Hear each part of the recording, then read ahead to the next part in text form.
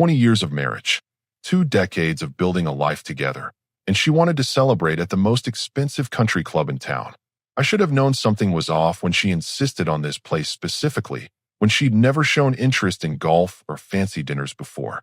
But I figured, hey, 20 years deserves something special, right? The valet took my keys as we pulled up to the marble entrance of Oakwood Country Club. The place screamed old money, with its perfectly manicured lawns and members who probably inherited their wealth 3 generations back. My wife stepped out first, smoothing down her red dress and checking her reflection in the car window. She looked nervous, but I thought it was just the fancy atmosphere getting to her. "I'll be right back, honey. Just need to grab something from the car," she said, her voice a little too sweet. That should have been red flag number 1, but I was too focused on not embarrassing myself in front of the club staff. I walked toward the entrance, adjusting my tie and trying to look like I belonged there. The doorman nodded respectfully, and I felt a surge of pride. 20 years of hard work had brought us here. I could afford this now. We'd earned this celebration. That's when the valet jogged up beside me, glancing around nervously before speaking in a low voice. "Sir, excuse me, but I think you need to know something. Your wife, she put something in your wine glass while you were parking. I saw her through the window. She crushed up some kind of pill or powder and stirred it in with her finger." My blood went cold. "What did you say?" "I'm sorry, sir, but I had to tell you." She looked around to make sure no one was watching, but I was cleaning the windows right there. "She definitely put something in your drink. The one on the left side of your table." I stared at this kid, probably 19 years old, risking his job to warn a complete stranger. My mind raced through possibilities. Maybe it was some kind of surprise, like those fizzy tablets that changed the color of drinks. Maybe she was trying to be romantic in some weird way. But deep down, I knew better. "Thank you," I told him, slipping a 20 into his hand. "You did the right thing." I walked back into the dining room with my heart pounding, but my face completely calm. She was sitting at our table, checking her phone and smiling at something on the screen. The wine glasses sat exactly where the valet had described, 2 glasses of expensive Bordeaux that the sommelier had recommended. "There you are," she said, looking up with that same sweet smile. "I was starting to think you got lost." "Just admiring the architecture," I replied, taking my seat. The wine glass sat innocently to my left, dark red liquid that could hide anything. "This place really is something else." She nodded eagerly. "I thought you'd love it. We should have done this years ago." Her eyes kept darting to my wine glass, then back to my face. "Aren't you going to try the wine? The sommelier said it was their best vintage." "Of course." I picked up the glass and held it up toward her. "But first, let's make a toast. To our future together." "To our future," she repeated, lifting her own glass. Here's where I made the move that saved my life. As we clinked glasses, I smoothly switched them into motion, a trick I'd learned at a magic show years ago. The glass that had been on my left was now in her hand, and mine was safely in my right. She didn't notice. She was too focused on watching me drink, waiting for whatever she'd put in there to take effect. We both took a sip, and I watched her face carefully. Nothing. No recognition that anything had changed. "This really is excellent wine," I said, taking another small sip from what had originally been her glass. "You have great taste." She beamed at me, completely unaware that she'd just consumed whatever poison she'd intended for me. "I do my research," she said, then took a larger gulp of the wine. "Only the best for my husband." The irony of that statement would have been funny if it wasn't so terrifying. We ordered dinner, made small talk about the club's history, and I watched her like a hawk. She seemed normal for the first few minutes, chatting about the other diners and complimenting the decor. But then I noticed her blinking more frequently. Her speech started to slow down just slightly. "Are you feeling all right?" I asked, genuine concern in my voice. "You look a little pale." "I'm fine," she said, but her hand trembled slightly as she reached for her water glass. "Just excited about tonight, I guess." 8 minutes. That's how long it took. She was in the middle of telling me about some vacation she wanted to take when her words started slurring. Then her eyes rolled back, and she started convulsing violently, her chair scraping against the marble floor as her body jerked uncontrollably. The dining room erupted in chaos. Other diners jumped up from their tables, and I immediately shouted for help while kneeling beside her. "Call 911. She's having some kind of seizure."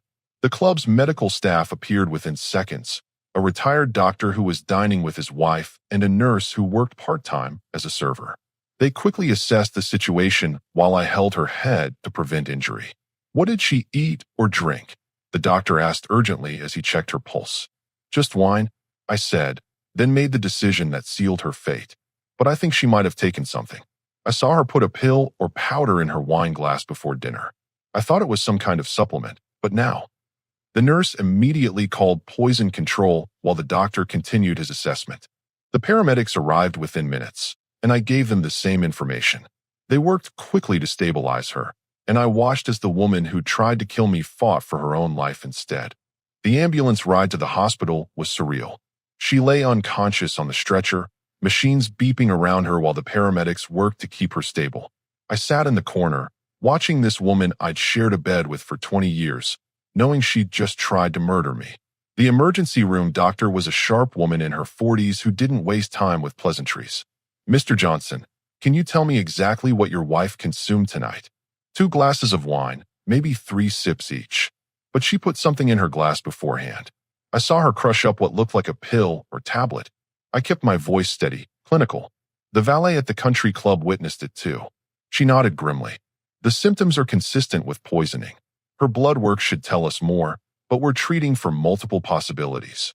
"Did she seem depressed lately? Any talk of self-harm?" "No, nothing like that." I paused, letting the weight of what I was about to say settle. "Doctor, I need to be completely honest with you. She didn't put that substance in her own wine. She put it in mine." The doctor's pen stopped moving. "Excuse me." The valet warned me. "She thought she was drinking from my glass, but I switched them during our toast." The words felt strange coming out of my mouth, like I was describing someone else's life. "She was trying to poison me." The color drained from the doctor's face. "Are you certain about this?" "Completely certain. The young man who parks cars saw her do it. He risked his job to warn me." She excused herself and returned 5 minutes later with a police officer and a hospital security guard.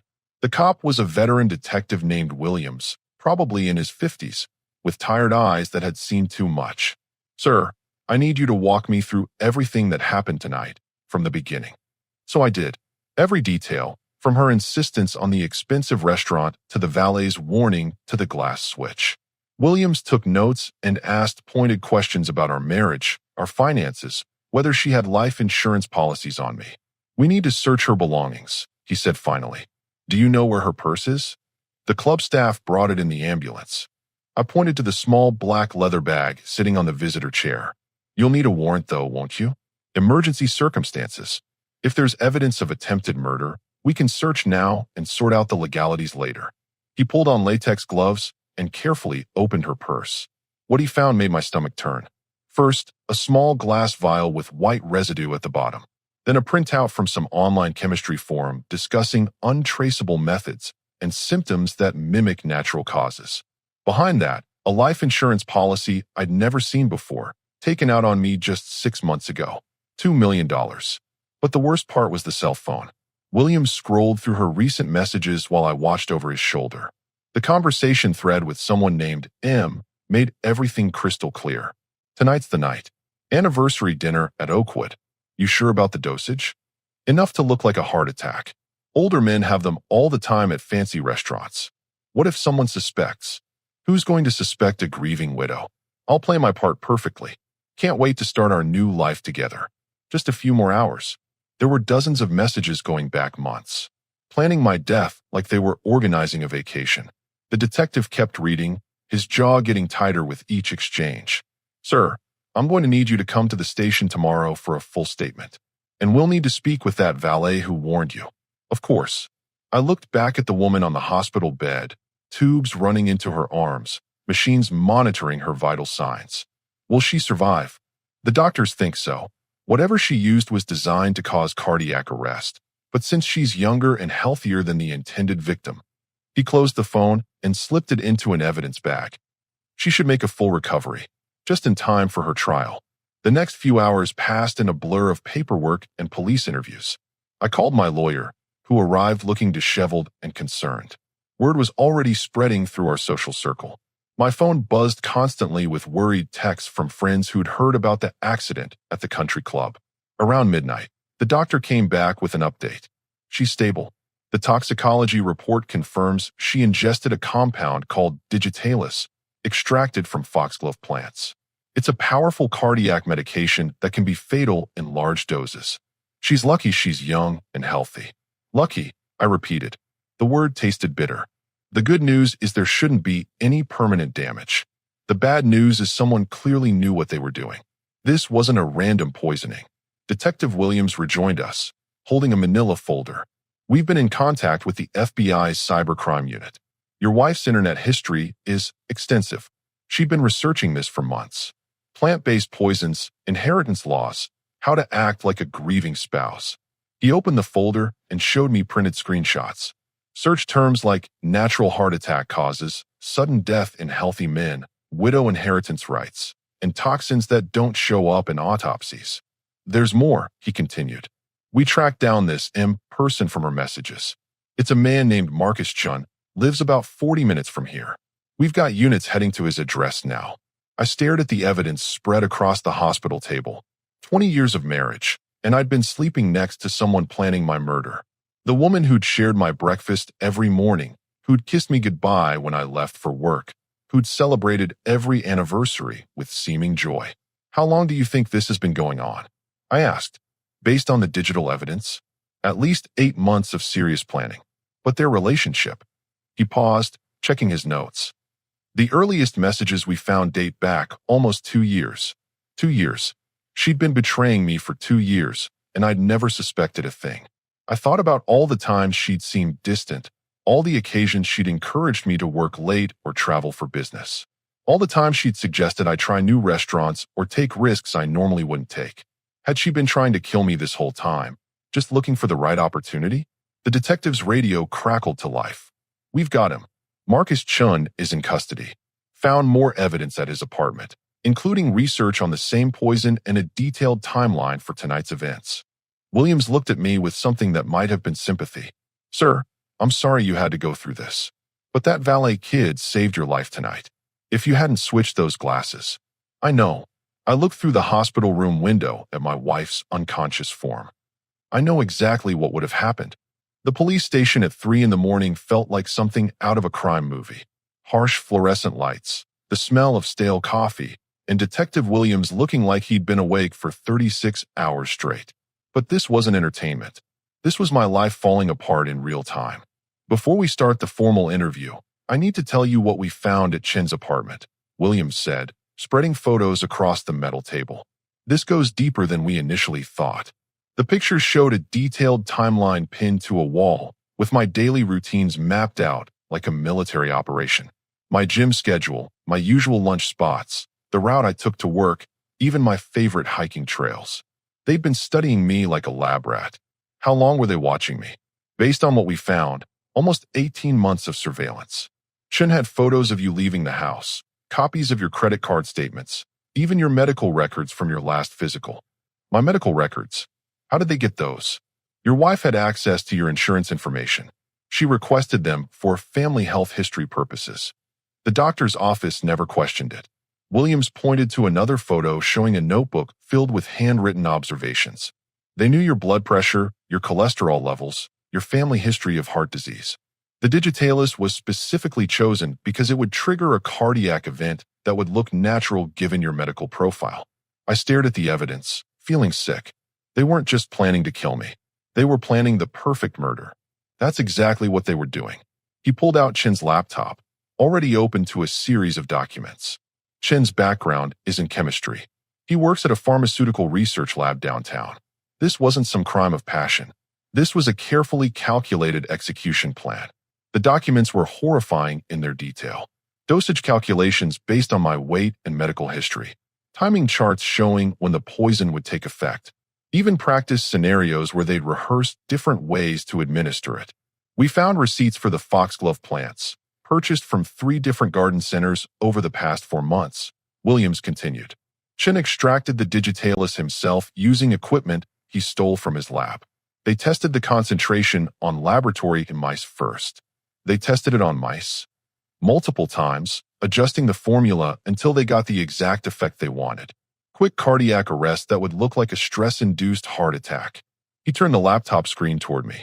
But here's the most disturbing part. This wasn't their first choice of method. The screen showed a folder labeled Alternative Plans.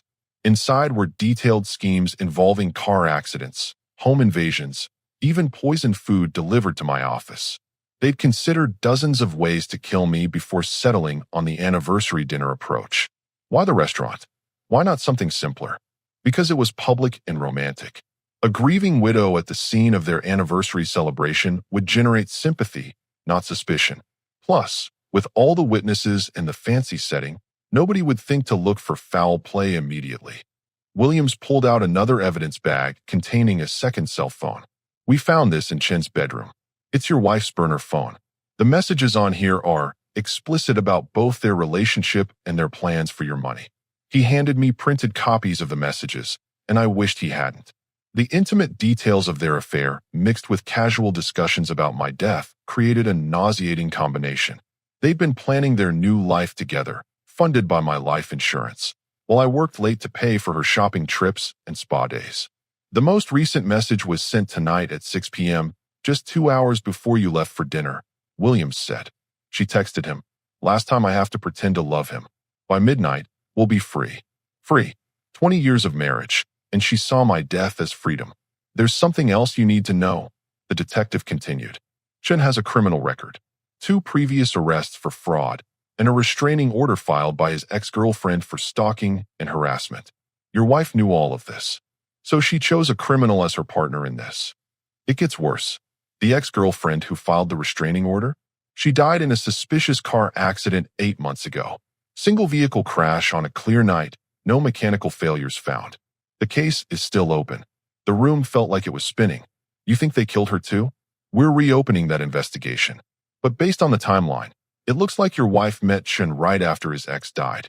Almost like she was a replacement target, except she had access to more money through you. Williams showed me more evidence bags. Chen's computer contained research on me going back 2 years, including social media photos, property records, and financial information. They'd known more about my life than some of my closest friends. The financial motive is clear, he explained. Between your life insurance policies, your 401k, and the equity in your house, she stood to inherit close to $3 million. Chen had debts from gambling and drug use that totaled almost $500,000. They needed money, and you were their solution. What about my actual life insurance?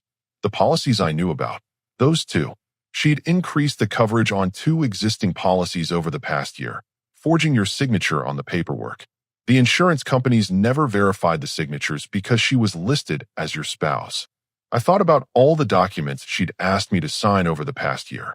Just some routine paperwork, she'd always said. Investment stuff or tax documents.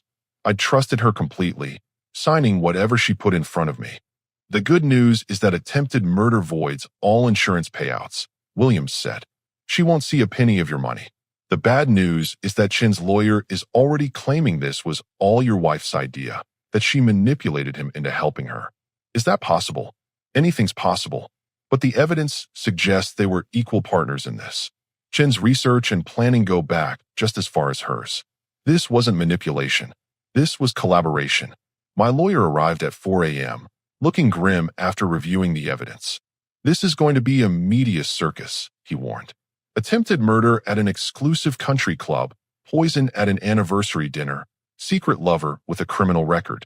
The newspapers are going to love this story. What about the house? Our bank accounts? Everything gets frozen during the investigation, but since you're the victim and she's the perpetrator, you'll eventually get control of the marital assets. The life insurance money she tried to steal will remain with the insurance companies until this is resolved. Detective Williams wrapped up the interview around dawn. We'll need you to testify when this goes to trial, probably in 6 to 8 months. Both your wife and Chen are being charged with attempted murder in the first degree, conspiracy to commit murder, and fraud. Chen's also being charged in connection with his ex-girlfriend's death. Will they be tried together? Separate trials. Chen's lawyer is already trying to cut a deal by testifying against your wife. Honor among thieves doesn't apply when you're facing life in prison. I left the police station as the sun was rising over the city. 24 hours ago, I'd been a happily married man planning a romantic anniversary dinner. Now I was a widower in everything but name, with a wife in the hospital recovering from her own murder weapon. The valet at the country club had saved my life with 4 simple sentences. If he'd minded his own business, if he'd been afraid to get involved, I'd be in the morgue right now while she played the grieving widow for the cameras. Instead, she was the one fighting for her life, and I was the one walking free into the morning light. Sometimes justice has a sense of irony that you couldn't write in a movie script. The forensic computer specialist looked like he was barely old enough to drink, but Detective Williams assured me he was the best they had. We sat in a sterile conference room while he walked me through the digital evidence that painted a complete picture of my wife's betrayal. Your wife wasn't just careful about this plan, he said, pulling up file after file on his laptop. She was obsessive. Look at this spreadsheet. On the screen was a detailed timeline spanning 14 months. Every entry documented my habits, my schedule, my vulnerabilities. They'd noted which restaurants I preferred, which evenings I worked late, even which medications I took for my occasional back pain. She tracked everything. Your mood patterns, your stress levels, when you seemed most distracted or trusting. He scrolled through hundreds of entries. She was building a psychological profile to determine the perfect time and method for your murder. The entries were chilling in their clinical detail. Subject more trusting after successful work presentations. Target drinks more wine when discussing future plans. Best opportunity during romantic settings when guard is down. But here's what really shows premeditation. The specialist continued, opening another folder. She researched digitalis poisoning for 8 months before Chun came into the picture. This wasn't his idea. This was hers from the beginning. The browser history was a roadmap of calculated murder. Medical journals about cardiac arrest symptoms. Legal articles about spousal inheritance rights. Forums discussing undetectable poisons. She'd even researched acting techniques for appearing genuinely shocked and grieved. When did Chin enter the picture? About 10 months ago. But look at this. He pulled up a dating app profile I'd never seen before. She was actively looking for an accomplice. Her profile specifically targeted men with chemistry or medical backgrounds, men with financial problems, men with criminal records. The profile picture showed my wife in a tight dress I'd bought her for our last anniversary. The bio read, recently widowed, looking for a fresh start with someone who understands life's complications, financially secure and ready for adventure. She was already calling herself widowed while I was still alive. Gets worse. She had 3 different men she was considering as partners before she settled on Chun. The other 2 backed out when she started talking about actual murder. Chun was the only one willing to go through with it. Williams rejoined us, carrying a thick folder of additional evidence. Chin's been talking. His lawyer thinks cooperation might get him a reduced sentence, so he's giving us everything. What's he saying? That your wife approached him with a fully formed plan. She'd already researched the poison, already mapped out your routines, already increased your insurance coverage. She needed someone with access to laboratory equipment to extract and purify the digitalis. Williams spread out handwritten notes from Chin's confession. According to him, she was the mastermind. She controlled every aspect of the plan, from the timing to the dosage to the cover story. He just provided the chemistry expertise. Do you believe him? Partially. The evidence supports that she initiated everything, but Chin was far from an innocent victim. He helped refine the plan, suggested improvements, even proposed backup methods if the first attempt failed. The backup methods were terrifying. A car accident staged to look like I'd fallen asleep at the wheel. Contaminated food delivered to my office during a busy day. Even a hiking accident, where I'd supposedly fallen from a cliff. They had contingency plans for everything, Williams explained. If the anniversary dinner failed, they were prepared to try again within a week using a different method. The computer specialist pulled up Chin's personal files, which included detailed financial projections of their life together after my death. They'd planned to wait 6 months, then get married and move to Costa Rica where extradition was difficult and $3 million would last a lifetime. They'd already picked out a house, he said, showing me real estate listings they'd bookmarked. Beachfront property, isolated location, cash purchase to avoid financial scrutiny. What about the ex-girlfriend who died in the car crash? Williams consulted his notes. Chin admits they killed her too, but claims it was your wife's idea. According to him, the ex was threatening to expose their relationship and Chin's criminal activities. Your wife convinced him that eliminating her was necessary for their future together. So she convinced him to commit one murder to make the second one easier? That's his story. But the digital evidence suggests they were equal partners in both crimes. Your wife researched the ex-girlfriend's driving habits and work schedule. Chin sabotaged her car's brake system using techniques he'd learned online. The scope of their crimes was staggering. 2 murders planned and 1 executed, all for money they'd never even get to spend. And they'd been meticulous about it, treating human lives like obstacles to be removed. There's something else, Williams said, pulling out a manila envelope. We found this in your wife's safety deposit box. A box you didn't know existed, opened under her maiden name. Inside were documents that made my blood run cold. Death certificates for Chin's ex-girlfriend. Copies of my medical records with notes about exploitable health vulnerabilities. Life insurance policy amendments with forged signatures. And most disturbing of all, a detailed plan for a third murder. A third murder? Your elderly neighbor, the one who sometimes watches your house when you travel. They were planning to kill her too. Make it look like a home invasion gone wrong. She was the only person who might have noticed your wife's unusual behavior or Chin's presence around your house. Mrs. Patterson was 78 years old, lived alone, and had been nothing but kind to us for 15 years. They were planning to murder her simply because she might have been an inconvenient witness. The level of callousness here is extraordinary, Williams said. Most people who commit murder do it in the heat of passion or desperation. Your wife and Chun were planning multiple murders like they were organizing a business venture. The computer specialist showed me one final folder labeled practice runs. Inside were videos of Chun testing different doses of digitalis on laboratory animals, with my wife providing commentary and suggestions for improvement. They filmed themselves perfecting the murder weapon, I said, hardly believing what I was seeing. 12 different test sessions over 4 months. They documented everything to make sure they got the dosage exactly right for your body weight and medical condition. I watched my wife of 20 years calmly discussing the most effective way to kill me, taking notes like she was following a recipe.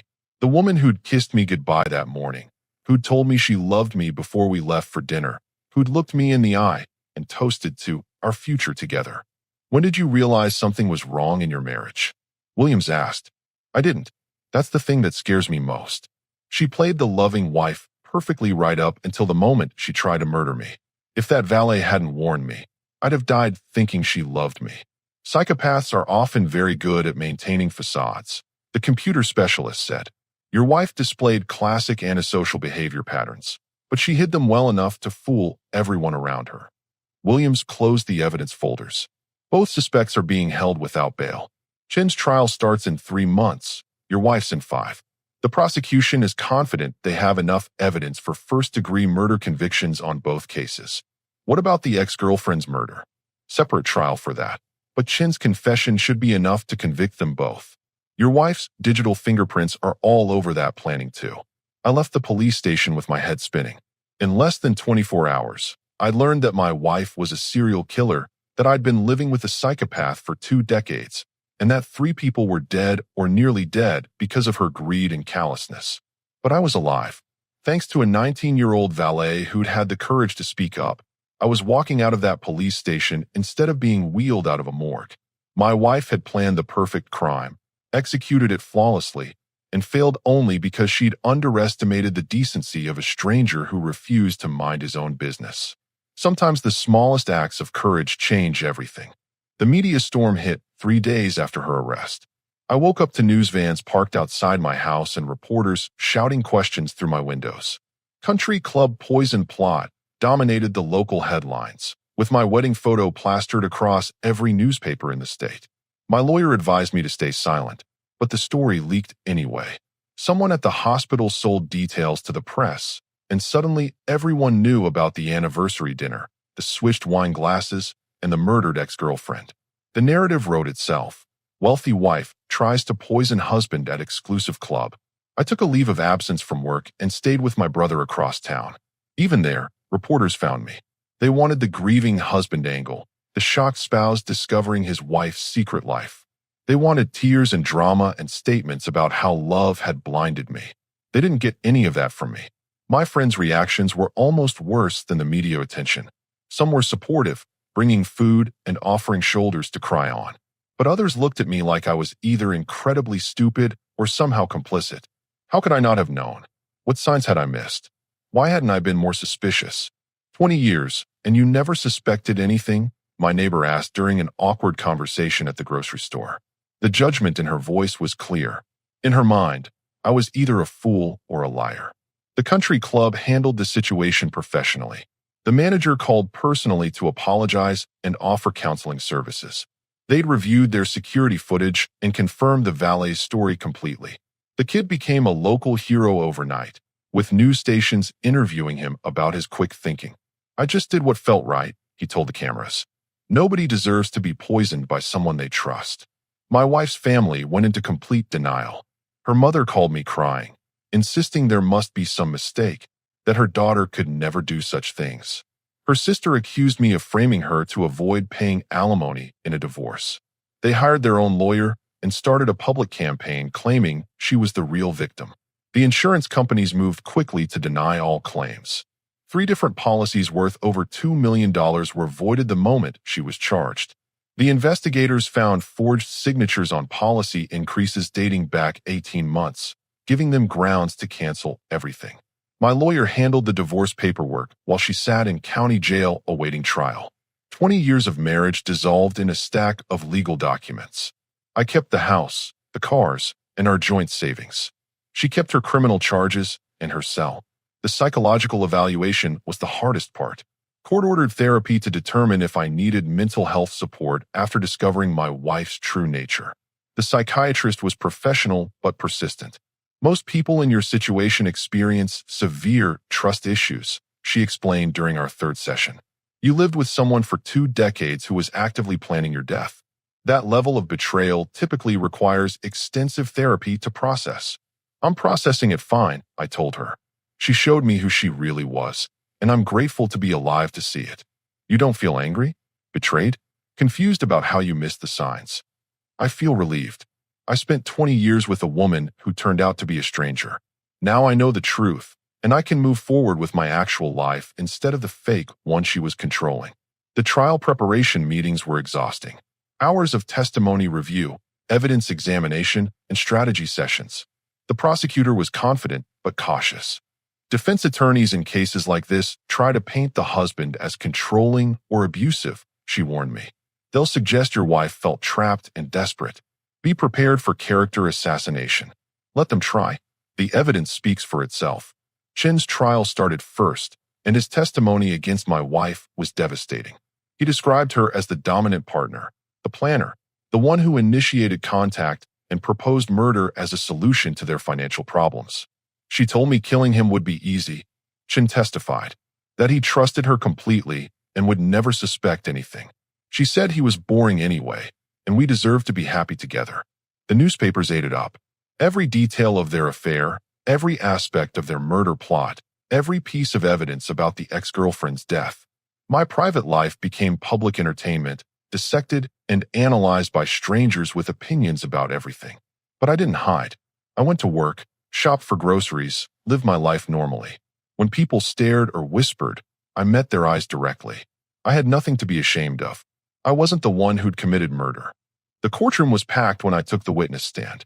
My wife sat at the defense table in an orange jumpsuit, looking nothing like the woman who'd toasted to our future 6 months earlier. She'd lost weight. Her hair was shorter, and her eyes held a coldness I'd never noticed before. Or maybe I'd just never been looking for it. The prosecutor walked me through the events of that night step by step. The anniversary dinner, the valet's warning, the switched glasses, her convulsions 8 minutes later. I spoke clearly and calmly, sticking to the facts. Did you love your wife?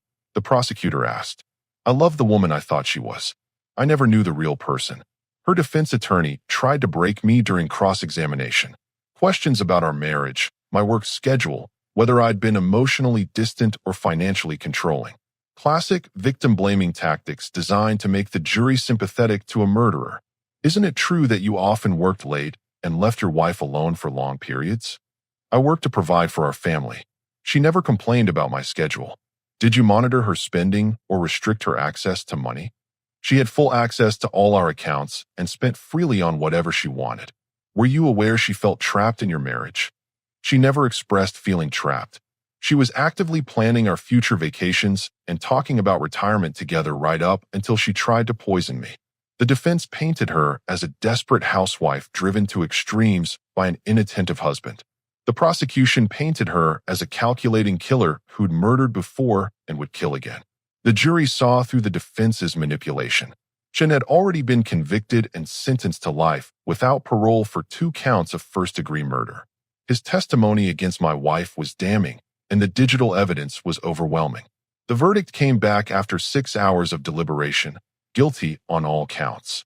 Attempted murder in the first degree, conspiracy to commit murder, fraud, and accessory to murder in the ex-girlfriend's death. The judge sentenced her to life in prison without possibility of parole. She showed no emotion when the verdict was read. No tears, no remorse, no acknowledgement of the lives she'd destroyed. She simply stared straight ahead as if this was happening to someone else. Outside the courthouse, reporters swarmed me for a statement. I kept it simple. Justice was served today. My wife chose to become a killer, and now she'll face the consequences of that choice. I'm grateful to be alive and ready to move forward with my life. The Oakwood Country Club held a small ceremony the following week to honor the valet who'd saved my life. They gave him a scholarship fund for college and a permanent job offer after graduation. The kid was embarrassed by the attention, but proud of what he'd done. I keep thinking about what would have happened if I'd just minded my own business, he told me during the reception. Your wife would have gotten away with murder, but you didn't mind your own business. You chose to get involved, and that choice saved my life. The club also implemented new security measures and staff training on recognizing suspicious behavior. My case had become a cautionary tale, but it had also shown how ordinary people could prevent extraordinary crimes. 6 months after the trial, I sold the house and moved to a smaller place across town. Too many memories in the old neighborhood, too many conversations about the poison wife case. I wanted a fresh start somewhere people didn't know my story. My new neighbors were friendly but respectful of my privacy. The mailman didn't stare. The grocery store clerks didn't whisper. I could live normally again without being the subject of constant gossip and speculation. I started dating again after a year. Nothing serious, just coffee with women who didn't know my history and didn't ask probing questions about my past marriage. Trust came slowly, but it came. The valet graduated from community college and got accepted to State University on a criminal justice scholarship. He wanted to become a police detective, inspired by his role in solving my case.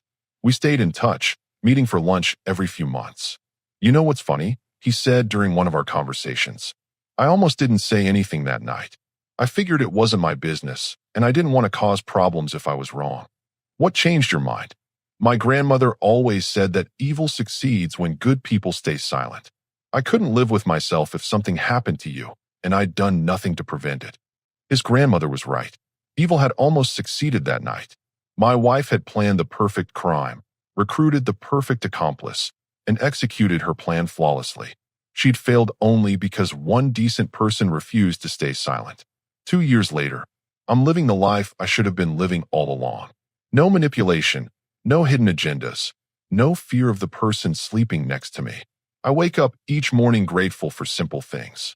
Honest conversations, genuine laughter, and the knowledge that I'm surrounded by people who actually care about my well-being. My wife is serving her life sentence in a maximum security prison 3 hours away. I've never visited, never written, never looked back. She made her choices, and now she's living with the consequences. I made mine too. I chose to trust a stranger's warning, to act quickly under pressure, and to move forward instead of dwelling on what might have been. Sometimes the difference between life and death comes down to one moment of courage from an unexpected source. I'm alive today because a 19-year-old valet decided to do the right thing when it mattered most. That's a debt I'll never be able to repay, but it's also a reminder that good people still exist in this world. You just have to be paying attention to recognize them.